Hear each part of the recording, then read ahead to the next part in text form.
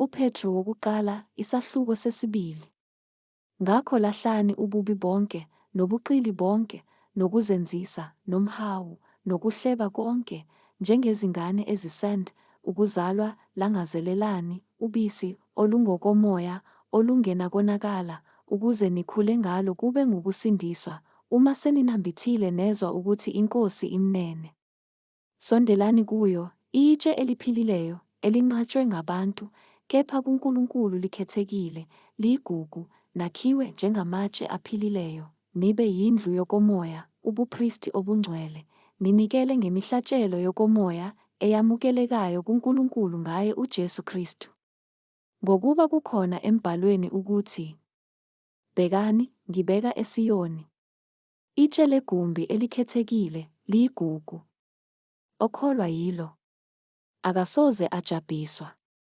Ngakho kini enikholwayo ligugu, kepha kwabangakholwayo itshe abalinqabayo abakhi yilona elaba yinhloko yegumbi, netshe lokuqhuzula, nedwala lokukhubekisa, baqhuzuka bengalaleli izwi, okuyikhona bekumiselweyo, kepha nina niluhlanga olukhethiweyo, ubupristi obukhosi, isizwe esingcwele, abantu abazuziweyo, ukuze nishumayele ubukhosi balowo owanibiza niphume ebumnyameni ningene ekukhanyeni kwakhe okumangalisayo, ekade naningesiso isizwe, kepha manje niyisizwe sikaNkulunkulu.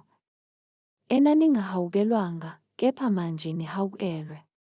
Bathandekayo, nginincenga njengabafokazi nezihambi ukuba nidede ezinkanukweni zenyama ezilwa nomphefumulo, nibe nenkambo enhle phakathi kwabezizwe, ukuze kuthi lapho benihleba ngokungathi ningabenzi bokubi, ngokubona imisebenzi yenu emihle badumise uNkulunkulu ngosuku lokuhanjelwa.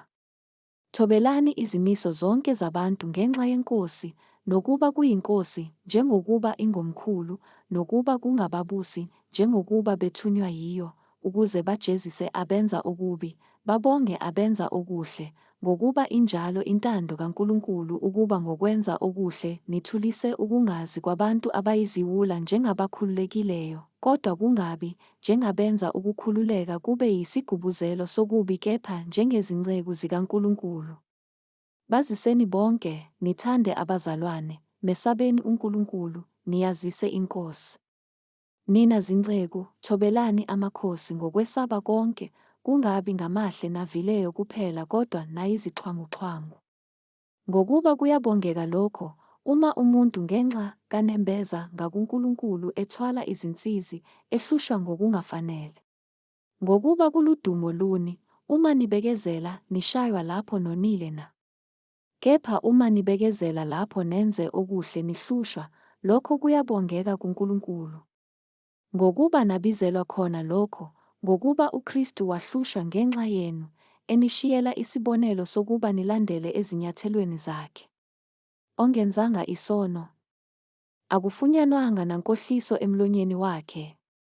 Owathi ethukwa, akaphindisanga athuke, ehlushwa akasongelanga kepha wakunikela kuye owahlulela ngokulunga, yena owathwala izono zethu emzimbeni wakhe emthini, ukuze kuthi sesifile ezonweni siphile ekulungeni, oyena imivimbo yakhe naphulukiswa ngayo, ngokuba beninjengezimvu ezidukileyo, kodwa manje seniphendukele kuMalusi noMbonisi wemiphefumulo yenu.